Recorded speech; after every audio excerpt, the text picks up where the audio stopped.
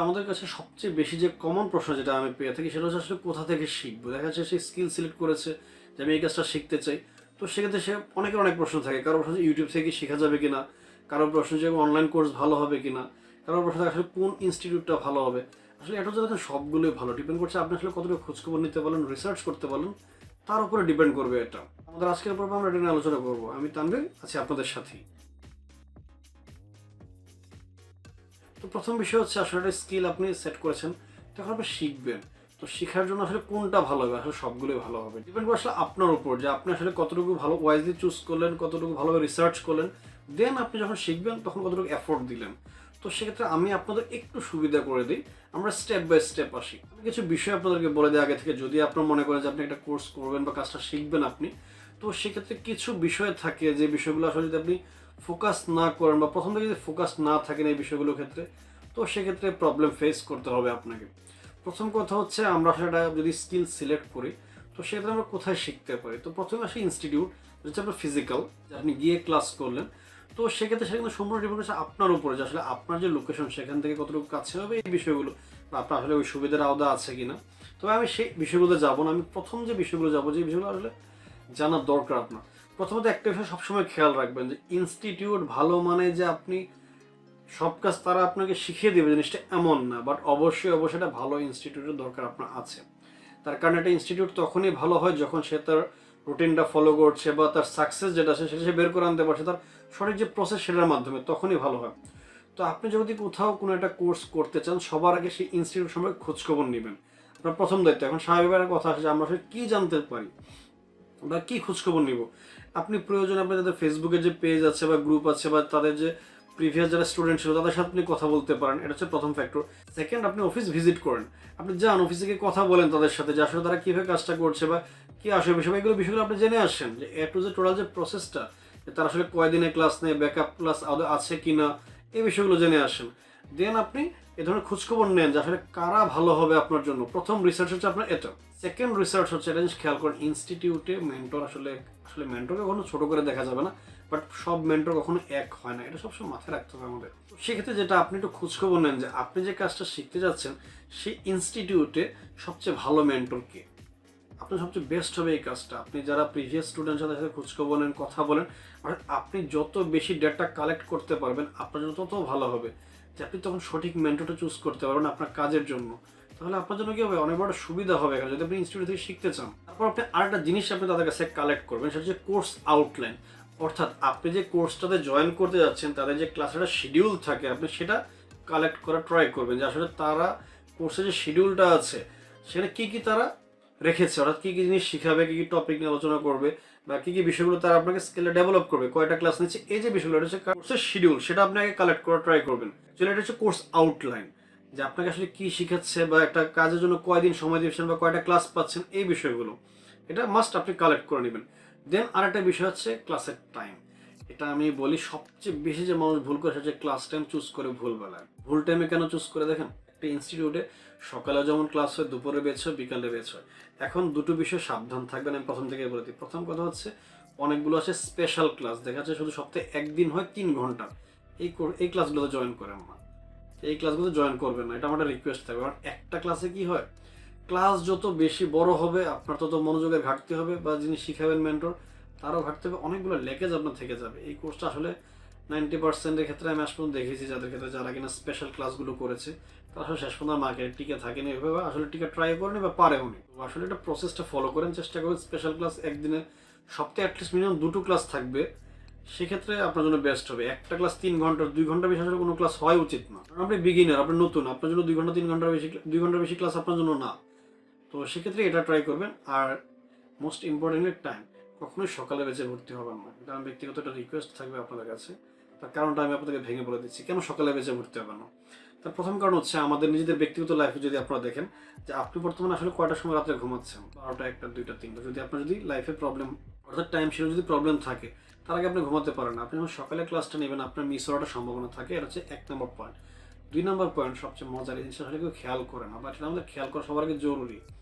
দেখেন আপনার যে মেন্টর, যে আপনাকে শেখাচ্ছে, সেই ভদ্রলোক বা ভদ্র মহিলা তিনিও কোনো না কোনোভাবে ফ্রিল্যান্সিং কেরিয়ারের সাথে জড়িত, হয় ছিলেন, না হলে তিনি এখনও আছেন। অথবা বর্তমানে স্বাভাবিকভাবে যে সময়, যেটা আমরা ঢাকা শহরের ক্ষেত্রে যদি বলি, রাত্রে 1টা-দেড়টা আমাদের কাছে কমন টাইম। তো যে ব্যক্তি 2টোর সময় রাত্রে ঘুমাচ্ছে, সে সকাল 9টার যে ক্লাস আসলে সে কতটুকু ভালোভাবে নিতে পারবে? এটা একটা প্রশ্নের জায়গা থেকে যাবে। এটা মাথায় রাখবেন। এই জন্য আমি সবসময় সাজেস্ট করি দুটো কাজ করবেন না। প্রথমত হচ্ছে সকালের ব্যাচ কখনো নেবেন না, আর দ্বিতীয় হচ্ছে স্পেশাল ব্যাচ নেবেন না। ব্যাচ সবসময় পারফেক্ট হচ্ছে দুপুর 2টার পরে, সবচেয়ে পারফেক্ট টাইম হচ্ছে ব্যাচ নেওয়ার জন্য। তারপর আরেকটা বিষয় থাকবে হচ্ছে আপনার, আপনি যখন ধরুন কোর্সটা আপনি রিসার্চগুলো করবেন, ক্লাস করবেন, সেটা একটা বিষয় মনে রাখবেন। দেখেন এখানে তো আপনি ফিজিক্যালি ক্লাস করছেন, অর্থাৎ গিয়ে ক্লাস করছেন। তো প্রথমত হচ্ছে মেন্টরের সাথে কম্বিনেশন ট্রাই করবেন, এবং এটা লাস্ট লং যতটুকু পসিবল আপনার পক্ষে, যে তার সাথে আপনি কম্বিনেশন রাখেন, আপনার যে কোনো প্রবলেম তার সাথে শেয়ার করে দেবেন, আপনার জন্য ইজি হবে জিনিসগুলো। টাচে থাকেন, কারণ আপনি যখন পরবর্তী ইন ফিউচারটা কাজ করতে পারবেন, মেন্টরকে পাশে পাবেন, তখন এটা আপনার জন্য লাভ। আর আপনি কোনোদিন ক্লাসের সময় সাথে কথাই বলেননি, সে আপনাকে চিনবেও না একটা পর্যায়ে, কারণ 40 জন 30 জন 35 জন স্টুডেন্ট থাকতেই পারে। তো এই কাজটা করেন। লাস্ট হচ্ছে ব্যাচমেট। অনেকে আছে নিজেকে কখনো রুমের সবচেয়ে স্মার্ট পারসন ভাবার কোনো কারণ নেই। আপনি যেখানে ক্লাস করছেন, আপনার সাথে যারা আছে সবার সাথে চেষ্টা করবেন একটা সম্পর্ক রাখার জন্য, অর্থাৎ আপনি আপনার যে বিষয় নিয়ে কাজ শিখছেন সেটা নিয়েই কথা বলেন না। বাট এটা কি হবে, লাভ হবে কি, আপনি তো একটা বিষয় জানেন, আরেকজন দেখা যাচ্ছে তার থেকেও ভালো জানছে, আপনাকে হেল্প করতে পারবে, আপনার সুবিধা হবে এই বিষয়টাতে। তো সেক্ষেত্রে এই বিষয়টা ফলো রাখবেন। অর্থাৎ দেখা যাচ্ছে আমরা অনেকে আছে, না আমি 4 মাসের একটা কোর্স শিখবো, চলে যাবো, নিজের মতো কাজ করবো, আসলে এগুলো কখনো হয় না। এই কাজটা করে না, সম্পর্কটা ভালো রাখার ট্রাই করেন। আরেকটা অপশন শিখা হচ্ছে অনলাইনে কোর্স। অনেকে আছে অনলাইনে কোর্স নেয়, তো সেক্ষেত্রে সেম পলিসিটা আমরা রিসার্চের ক্ষেত্রে কাজে লাগাবো।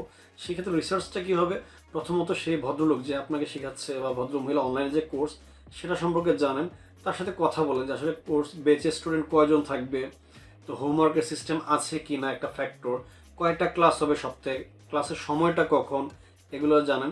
দেন হচ্ছে আসলে সে ফাইনালি কী আউটপুট দিচ্ছে, অর্থাৎ কোন ডিজাইনগুলো, বা যদি ডিজাইনের, যেহেতু আমি ডিজাইন নিয়ে কাজ করি, আমি ডিজাইনটাই বলছি, যে ফাইনালি সে কোন প্রোডাক্টটা ওদের দিচ্ছে। এবং লাস্ট একটা অপশন থাকতে পারে যে তার এখানে কোনো ইন্টার্নশিপের সুবিধা আছে কিনা, বা আসলে দেখা যাচ্ছে লাইফ টাইম সার্ভিস আসলে কারোর প্রয়োজন না, যে লাইফ টাইম সাপোর্ট যেটাকে বলে, আসলে প্রয়োজন হয় না। বাট অ্যাটলিস্ট কতদিন পর্যন্ত সাপোর্ট আপনি তার কাছে পাবেন, বা সেটা কী ধরনের সাপোর্ট, এগুলো জানার ট্রাই করবেন। অনলাইন ক্লাসের ক্ষেত্রেও সেম, আপনার যারা বেস্টমেট থাকবে তাদের সাথে খুব ভালো একটা সম্পর্ক রাখবেন, এটা হবে সবচেয়ে ভালো জিনিস। আর অনলাইন ক্লাসে যে কাজটা মানুষ সবচেয়ে বেশি ভুল করে, আমি আপনাকে বলি, আসলে আমরা বাঙালি তো, আমরা আসলে ধরা বাঁধা নিয়ম ছাড়া আসলে আমাদের হয় না। অনলাইন ক্লাসে ম্যাক্সিমামকে দেখা যায় 5টা ক্লাস বা 6টা ক্লাস করার পর, এরপর যখন সে বোঝায় ক্লাস কেউ না কেউ রেকর্ড করে, সম্পর্ক ভালো করে, ওই ক্লাসের সময় আর অ্যাটেন্ড থাকে না। আরেকজন দেখা যাচ্ছে ক্লাসটা করার সময় রেকর্ড করছে, ওই রেকর্ডের ক্লাসটা নিয়ে যায়, কোনো কাজে আসবে না আপনার, বিশেষ করেন এক ফটো কাজে আসবে না। যদি অনলাইনে কখনো কোর্স করেন, আপনি ফিজিক্যালি অর্থাৎ ইনস্টিটিউশনে গেলে যেভাবে কোর্সটা করতে ঠিক সেভাবে প্রিপেয়ার্ড হয়ে আপনি কোর্সটা করবেন। শুয়ে টিউটোরিয়াল দেখার কোনো মানে নেই। অনেক দেখেছি আমরা অনলাইন কোর্স, দেখা যাচ্ছে স্পেশাল ক্লাস যেটা হয় সেটা হতে পারে, মানে কোর্স হতে পারে, অনেককেই দেখেছি যখন ভুল করে হয়তো বা ভিডিওটা অন করে ফেলেছে, শুয়ে আছে। ক্লাস শুয়ে ক্লাস করা আসলে হয় না ভাই, এটা পসিবল না। হলে শিখতে আসলে ওইভাবে শিখেন। আপনি অ্যাজ এ স্টুডেন্ট, আপনি ঠিক যেভাবে ইনস্টিটিউটে গেলে শিখতেন, ঠিক সেম ওয়েতে আপনি কাজটা শিখবেন। অর্থাৎ আপনার ক্লাস যদি আপনি জানেন 9টার সময়, 8:30টার মধ্যে সব কাজ কমপ্লিট করে ফেলেন, তার আগে 15 মিনিট আগে এসে বসেন, খাতা কলম যা যা লাগবে আপনি সব কিছু আপনার সাথে রেখে দেন, বসে ক্লাসটা করেন মনোযোগ দিয়ে। ক্লাসের সময় আপনার মোবাইলটা অফ রাখেন, কোনো ডিস্টার্ব না হোক, এই বিষয়গুলো ফলো করবেন। তাহলে দেখবেন অনলাইন কোর্স আপনি পারফেক্ট এবং প্রপারলি শিখতে পারবেন, আপনার কোনো ধরনের প্রবলেম হবে না। দেন আরেকটা অপশন কীভাবে শেখা, সেটা হচ্ছে ব্যক্তিগতভাবে। যদি কেউ ব্যক্তিগতভাবে আসলে খুব একজন মানে ব্যক্তিগতভাবে আসলে শিখায় না খুব একটা, শিখা যদি আপনাকে কোন টুলগুলো শিখাবে, বা এই যে বিষয়গুলো, যেমন আমি ব্যক্তিগতভাবে কেন এই কথাটা বলছি, খেয়াল করে দেখেন, আমি যখন কোর্স করেছি, আমি দেখা যাচ্ছে সবগুলো টুলের ব্যবহার কিন্তু আমি শিখেছি। এমন না আমি শিখিনি, আমি তখন অ্যাপ্লাই করছি, হোমওয়ার্ক জমা দিয়েছি, যেগুলো করতে হয়। বাট আলটিমেটলি যখন আমি কাজে চলে আসি, প্রফেশনাল কাজে, আমি কিন্তু সবগুলো ক্যাটাগরি কাজ করি না। আমি কাজ সিলেক্টিভ হয়ে গেছে আমার কাজ, এখন আমার স্পেসিফিক টুল সবচেয়ে বেশি ইউজ হয়, দেখা যাচ্ছে অন্য টুলগুলো একবার ইউজ হয়। তো সেক্ষেত্রে আমি ওই কাজগুলো এখনো পারিই না, ওই টুলের ব্যবহারটা আসলে আমার এখন হয়তো একটা ভুলেই গেছি। তো সেক্ষেত্রে আমি বলবো, যদি ব্যক্তিগত কারো কাছ থেকে কখনো শিখেন বা শেখার ট্রাই করেন, তার আগে জেনে নেবেন সে আসলে আদৌ আপনাকে সবগুলো বিষয় দেখাতে পারবে কিনা, বা তার আদৌ সে ইউজ করে কিনা। যেমন আমাকে যদি বলেন ব্যক্তিগতভাবে, আমি প্রথমে যেটা ইমেজ রিটাচ ফটোশপ, আমি কখনোই আপনাকে দেখাতে পারবো না, অনেক কাজটা আমি ভুলে গিয়েছি, আমি আসলে কোনদিন পরবর্তী সে অ্যাপ্লাই করিনি। আমি আর এর অনেকগুলো ফ্যাক্টর আছে যে কাজগুলো আমি কোনদিন করিনি, যেমন স্মার্ট টুল বা যেগুলো আছে, অথবা আপনি বুঝতে পারবেন না, তো গ্রাফিক ডিজাইন হলে বুঝতে পারবেন, এগুলো আসলে ইউজই করি না, কারণ আমি এই কাজগুলো করি না এখন আর। তো সেক্ষেত্রে আমি তো পারবো না, যদি পার্সোনালি আমাদের শিখতেও আসে, একটা এক্সাম্পল হিসেবে বলছি। তো যেখানে শিখেন এগুলো একটু জেনে নেবেন, এবং একটা জিনিস মনে রাখবেন, সপ্তাহে 2 দিন ক্লাস মিনিমাম, আদারওয়াইজ আপনি ট্র্যাক থেকে হারিয়ে যাবেন।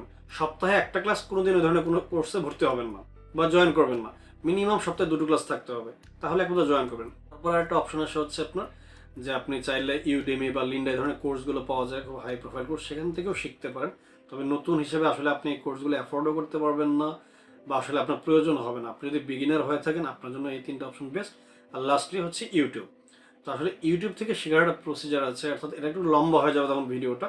আমাদের নেক্সট ভিডিওতে আমরা আলোচনাটা মতো যেটা করবো সেটা হচ্ছে, যদি আপনি ইউটিউব থেকে, শুধুমাত্র ইউটিউব থেকে শিখতে চান, সেটা আদৌ পসিবল কিনা, এবং যদি পসিবল হয় সেটা ক্ষেত্রে কীভাবে আপনি শিখতে পারেন। ধন্যবাদ সবাইকে।